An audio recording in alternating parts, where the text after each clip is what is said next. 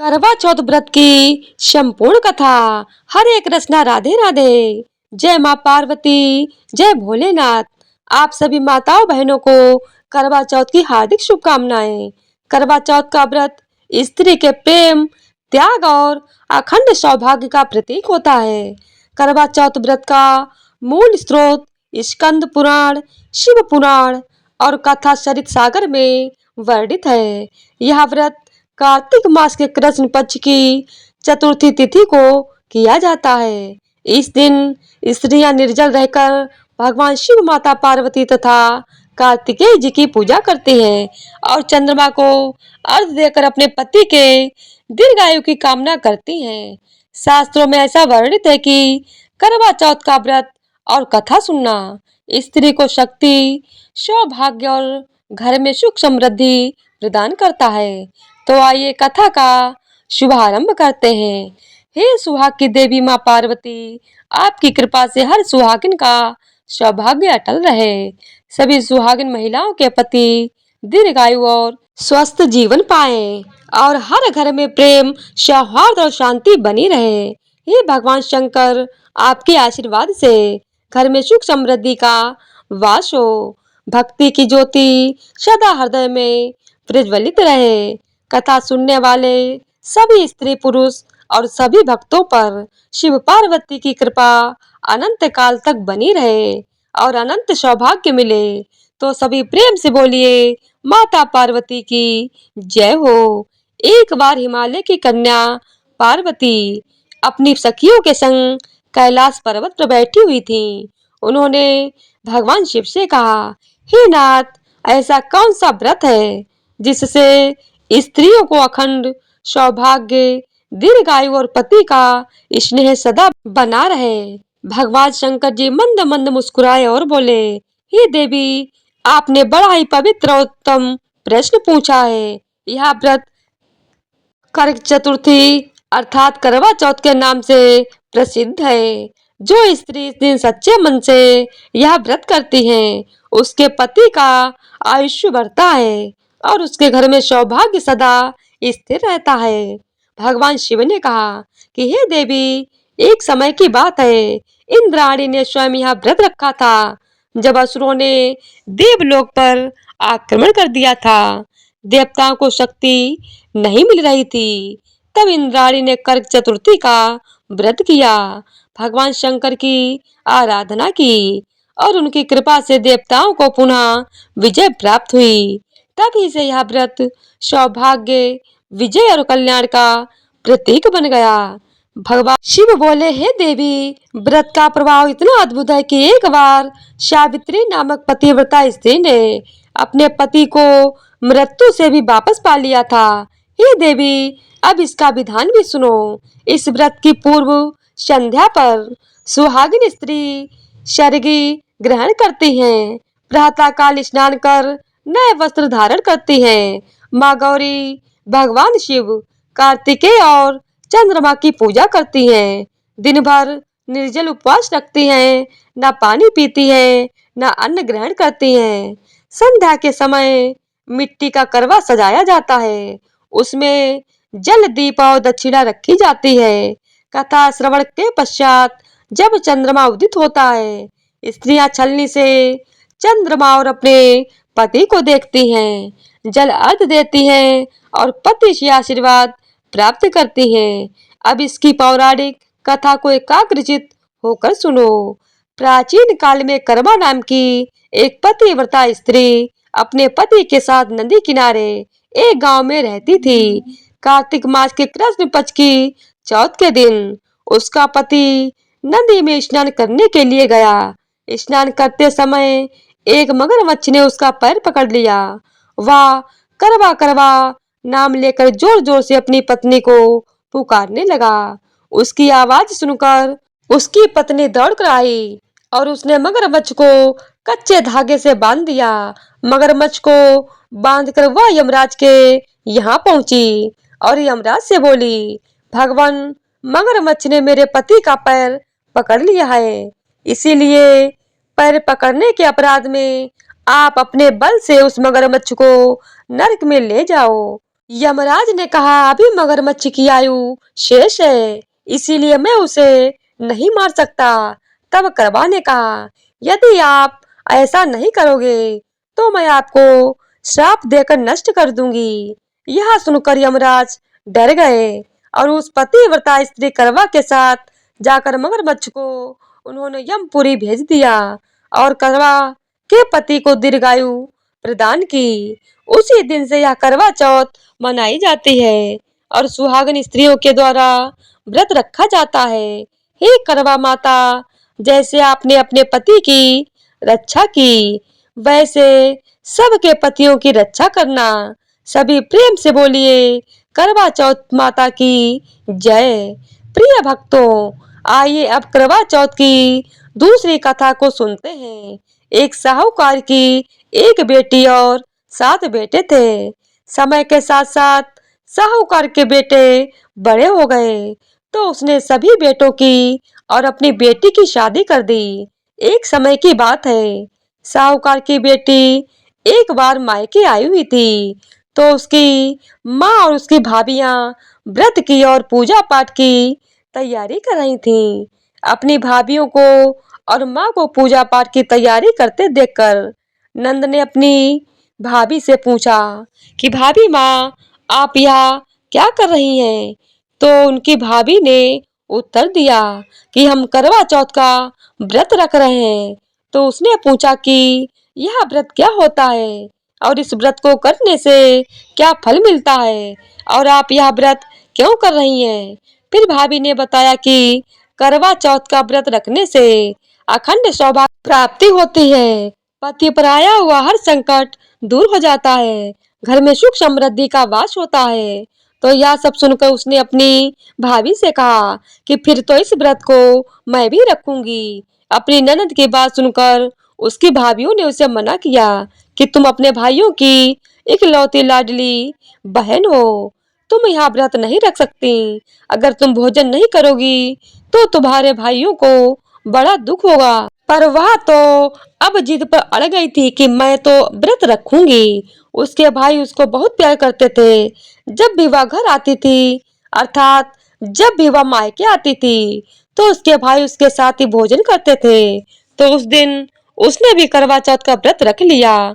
सारा दिन निराहार भूखी प्यासी रही। शाम को जब उसके भाई घर आए तो अपनी बहन को बोले कि बहन, आओ भोजन कर लेते हैं। फिर बहन अपने भाइयों से बोली कि भैया, आज तो मेरा करवा चौथ का व्रत है, चांद उगने पर ही मैं भोजन करूंगी। बहन को भूखी प्यासी देखकर भाइयों ने सोचा कि चांद उगने तक तो बहन भूखी रहेगी।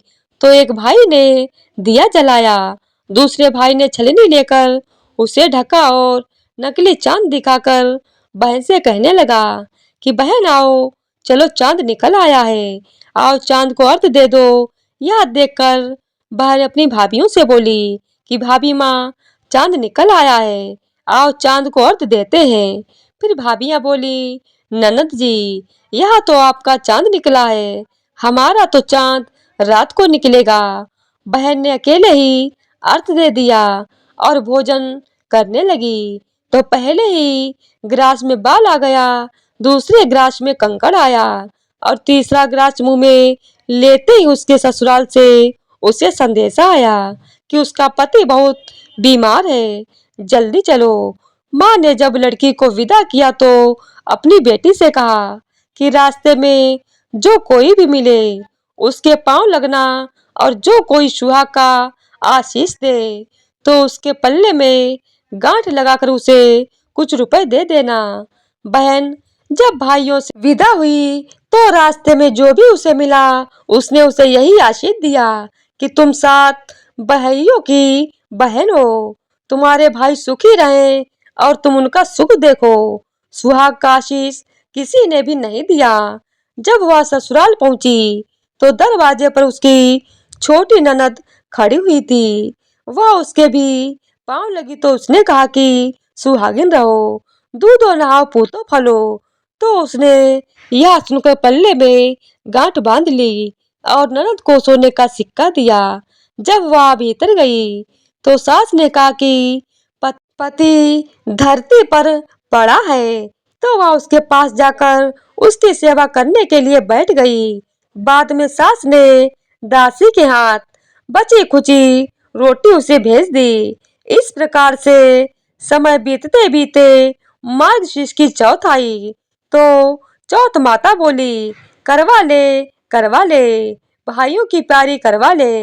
लेकिन जब उसे चौथ माता नहीं दिखाई दी तो वह बोली, हे चौथ माता, आपने मुझे उजाड़ा है तो आप ही मेरा उद्धार करोगी। आपको मेरा सुहाग देना ही पड़ेगा। तब चौथ माता ने बताया कि पौष की चौथ आएगी, वह मेरे से बड़ी है, उनसे ही सब कहना, वही तुम्हारा सुहाग वापस देंगी। पौष की चौथ आकर चली गई, माँ की चौथ आकर चली गई, फाल्गुन की भी चौथ आकर चली गई। चैत्र, वैशाख, ज्येष्ठ, आषाढ़ और सावन भादों के भी चौथ सभी आई और चली गई। यही कहकर चली गई कि आगे वाली को कहना।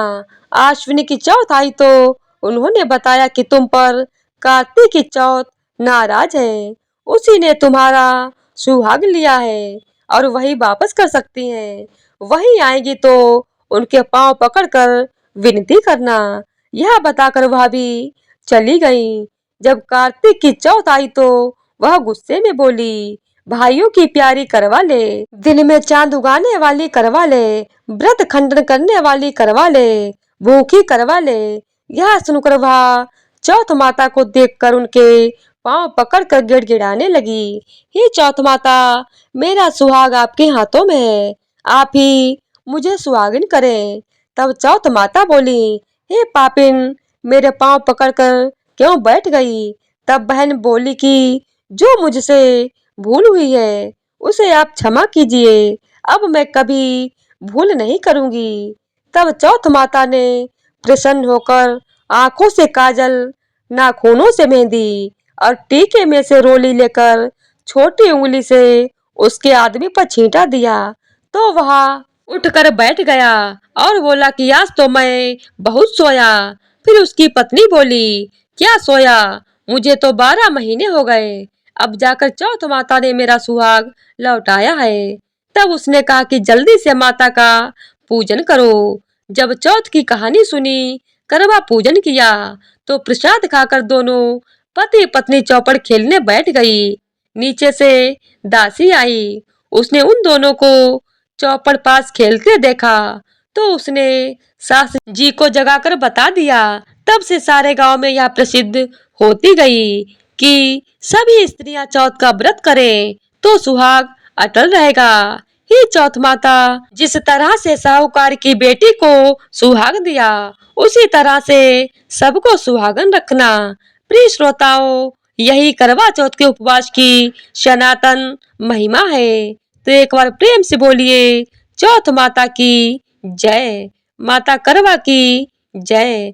आइए अब करवा चौथ की तीसरी कथा को सुनते हैं। अति प्राचीन काल की बात है।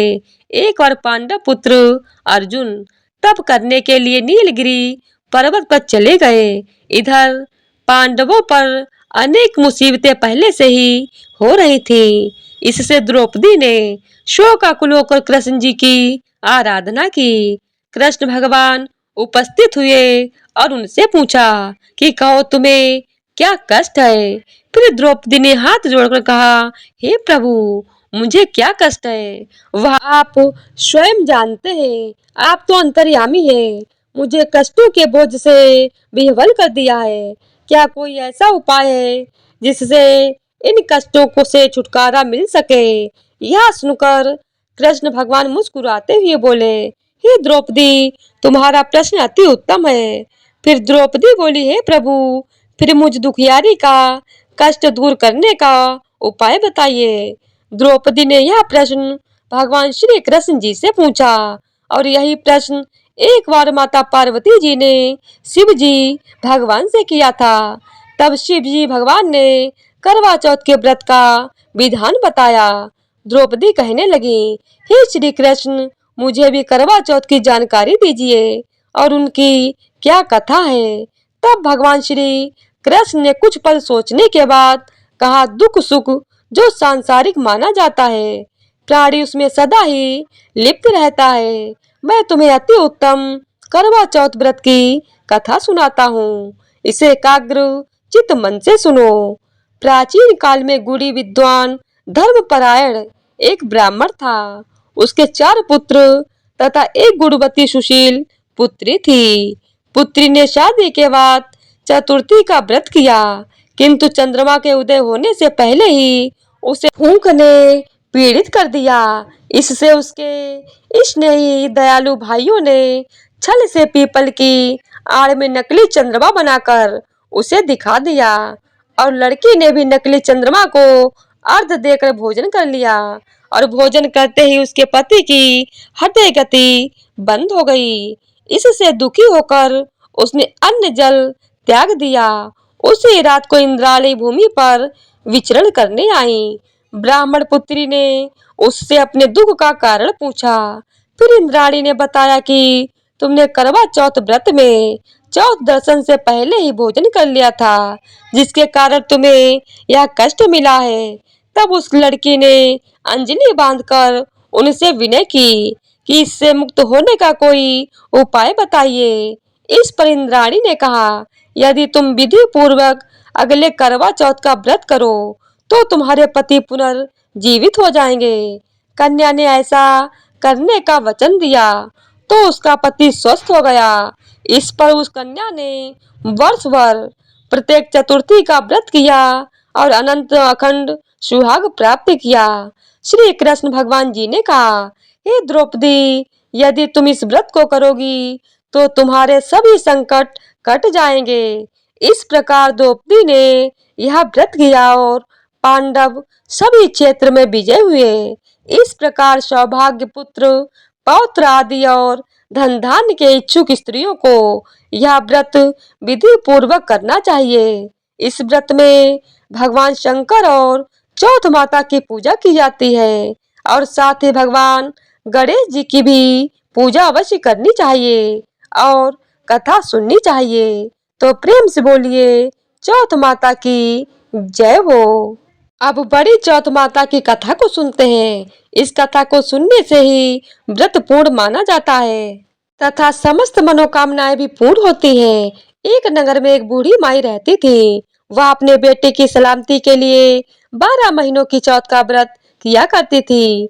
हर चौथ को पंसारी से थोड़ा सा गुड़ और घी लाकर 4 लड्डू बनाती, एक बेटे को देती, एक से पूजा करती, एक हथकार के लिए निकालती और एक चांद उगने पर खुद खा लेती थी। एक बार उसका बेटा ताई से मिलने गया। ताई ने वैशाख चौथ का व्रत रखा था। वह ताई से बोला कि मेरी माँ तो 12 चौथ का व्रत रखती है। यह सुनकर उसकी ताई बोली, तेरी माँ तो तेरी कमाई खाने के लिए 12 चौथ का व्रत रखती है। अगर तू परदेश चला जाए तो वह भी एक भी चौथ नहीं करेगी। लड़के को लगा कि शायद उसकी ताई सच कह रही है। उसने फिर अपने घर आकर अपनी माँ से कहा कि माँ, मैं परदेश जा रहा हूँ, यहाँ रहूंगा तो तुम मेरी कमाई खाने पीने में ही उड़ा दोगी। माँ ने उसे बहुत समझाकर उसे रोकना चाहा, पर बेटा नहीं माना।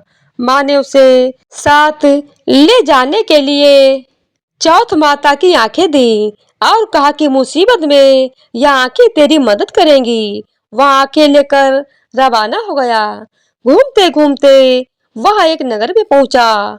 वहां उसने देखा कि एक बूढ़ी माई रोती जा रही है और कुआं बनाती जा रही है। उसने रोने का कारण पूछा। तब बूढ़ी माई ने कहा कि हे बेटा, इस नगर की पहाड़ी पर एक दैत्य रहता है। पहले वह नगर में आकर कई लोगों को खाने के लिए मार देता था। अब राजा हर घर से एक आदमी दैत्य के पास भेजता है और आज मेरे बेटे की बारी है, इसीलिए मैं रो रही हूँ और उसी के लिए पुए भी बना रही हूँ। फिर वह बोला कि तू यह पुए मुझे खिला दे, तेरे बेटे की जगह मैं चला जाता हूँ। बूढ़ी माँ ने खीर पुए उसे खिला दिए।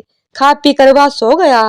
रात को राजा के सैनिक आए तो बूढ़ी माँ ने उसे भेज दिया।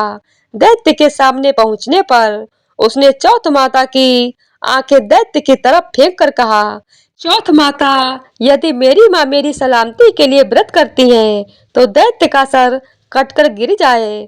फिर तुरंत दैत्य का सर कटकर गिर गया। लड़का वापस आ गया। राजा ने उसे उपहार देकर विदा किया। चलते चलते वह एक दूसरे राजा के नगर में पहुंचा। इस राज्य में आवा तभी पकता था जब एक इंसान की बलि दी जाती थी। सिपाहियों ने उसे पकड़कर आवे में चुन दिया।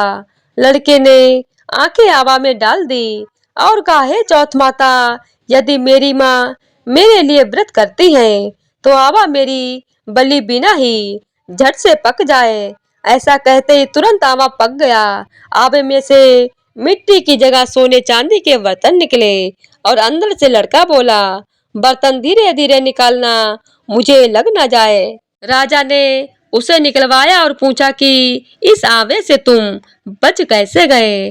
फिर लड़की ने बताया कि उसकी माँ चौथ माता का व्रत करती है, व्रत के कारण ही वह बच पाया है।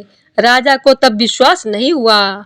उसने एक चांदी की सुराही मंगवाई और कहा कि सुराही की नली से निकल कर दिखाओ, तभी मुझे विश्वास होगा। यह सुनकर लड़के ने चौथ माता को याद करके आंखें सुराही में डाली और कहा, मैं भंवरा बनूं और सुराही से निकलूं। लड़का तुरंत भंवरा बनकर सुराही से निकल गया। तब राजा ने खुश होकर राजकुमारी की शादी उसके साथ करवा दी और सभी लोगों को चौथ माता का व्रत करने को कहा। उसे अपनी माँ की याद आई और उसने राजा के पास जाकर नगर जाने की इच्छा जाहिर की। राजा ने रथ, घोड़ा, हाथी और खूब सारा दान दहेज देकर उन्हें विदा किया। बड़ी चौथ के दिन वह अपने नगर पहुंचा। वह अकेला पंसारी के यहाँ माँ का इंतजार करने लगा। उसने सोचा कि आज चौथ है तो माँ यहाँ जरूर आएंगी। थोड़ी देर बाद लाठी टेकते हुए उसकी माँ वहां आती हुई नजर आई। उसकी माँ की आंखों में आने के कारण उसे कम दिखाई देने लगा। लड़के ने जानबूझकर पैर लाठी से मारा और फिर जानबूझकर उस स्त्री के बेटे को अपशब्द कहने लगा। माँ ने उसे नहीं पहचाना और कहने लगी कि हे भैया, मुझे चाहे कितनी भी गाली दे दो पर मेरे बेटे को कुछ मत कहना। यह सुनते ही बेटा अपनी माँ के चरणों में गिर पड़ा और बोला, माँ, मैं तेरा ही बेटा हूँ, मुझे माफ कर दो। तब माँ ने उसे गले से लगा लिया। नगर के लोगों ने विश्वास नहीं किया कि वह उसी का बेटा है। बूढ़ी माँ ने चौथ माता को याद करके कहा, हे चौथ माता, यदि मैं अपने बेटे के लिए व्रत करती हूँ तो मेरे स्तन में दूध भर जाए और उसकी धार मेरे बेटे के मुख में गिरे। माँ के दूध की धार निकलकर बेटे के मुंह में गिरने लगी। लोग चौथ माता की जय जयकार करने लगे। उस नगर के सभी लोग चौथ माता का व्रत करने लगे। हे चौथ माता, जैसा बूढ़ी माई को और उसके बेटे की सहायता की वैसे हमारी भी करना। कहानी को सुनने वाले, सुनाने वाले और हुंकार भरने वाले सभी को सलामत रखना। तो प्रेम से बोलिए चौथ माता की जय हो।